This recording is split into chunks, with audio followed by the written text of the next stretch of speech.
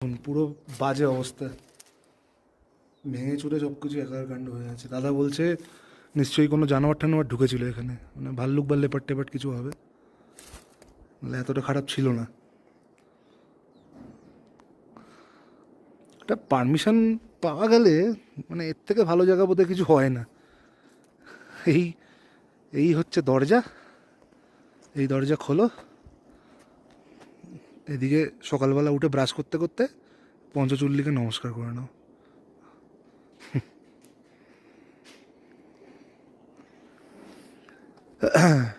পাঁচখানা আছে এরকম পরপর, বাকিগুলো সব মোটামুটি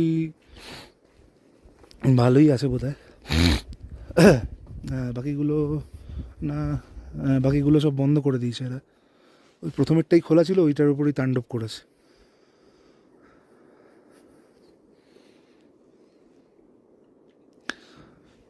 সব হলো, একটা স্নো লেপার্ড দেখতে পেলে ভালো হতো, স্পট করতে পারবো না এখান থেকে।